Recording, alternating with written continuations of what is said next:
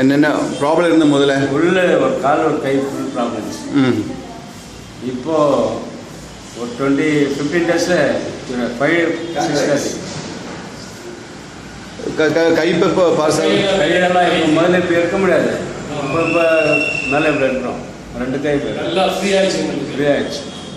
இந்த காலில் மேலே எடுக்க முடியாது.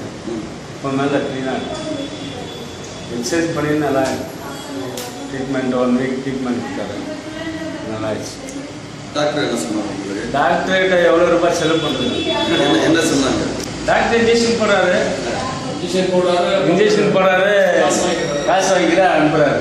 1 இயர் ப்ராப்ளம் ஆச்சு. இப்போ எனக்கு எவ்வளோ பெட்டர். அதாவது டாக்டர்கிட்ட போனால் நீங்கள் உங்களுக்கு வந்து ஒரு இன்ஜெக்ஷன் போடுறாரு, அவ்வளோதான். அவர் டேப்லெட் எது பெயின் போகணும் அப்படின்னு அவ்வளோதான் சொல்கிறாரு.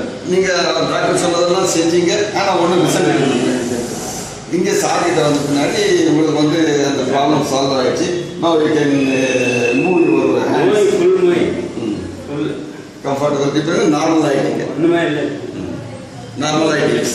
ஃபுல் ஃப்ரீ ஃபுல்லு இப்படி எடுக்கிறார். அதுக்கு முன்னாடி இப்படி எடுக்க முடியாது. ஃபோட்டோ வச்சு